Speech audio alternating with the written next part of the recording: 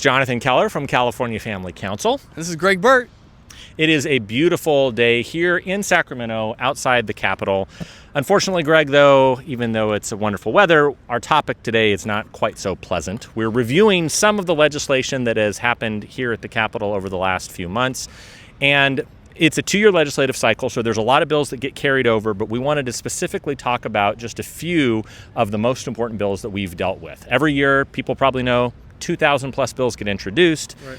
We usually monitor, 40 to 50 of them? That's right. And then we narrowed the list down to about 30 that we have on our website. And so we can't cover them all, but these are the most concerning ones we track. So I would say of those, you can go find everything on our website. We're going to have some scorecards available later. We've got podcasts that Greg and Sophia do all the time. But Greg, we wanted to highlight 3 that I think are some of the worst, starting with AB 495. That's right. We had a huge rally here over the summer.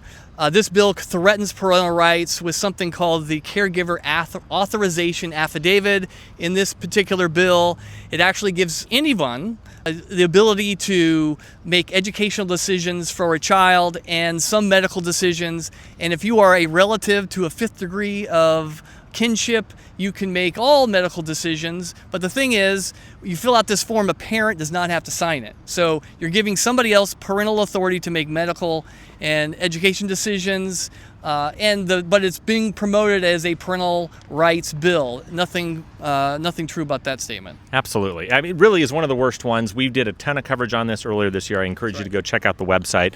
Greg, next, AB 727. This is a bill that is going to require on all student IDs, 7th grade through college, a suicide hotline that is put on there by the Trevor Project. This is the LGBTQ huge organization advocating for all the transgenderism ideology as well as same-sex attraction ideology. The sad thing about this bill is when you call one of these counselors, they want to provide you a mentor and they send you off to the Trevor space. Yep. A mentor, unvetted adults they're connecting these kids with around the world to talk about sexuality and gender. It's a bad place, and it's sad that the state is now endorsing this. So, Greg, we're obviously targeting young people at the beginning of life, but also SB 403, this is targeting people at the very end of life. That's right. This is our assisted suicide bill, something passed 10 years ago. When it was first introduced, it was for drugs that a doctor could give you to end your life. If you're determined to be terminally ill. There was an expiration date on it in the 2031. That has now been removed with this bill. No more that particular safeguard to revisit this.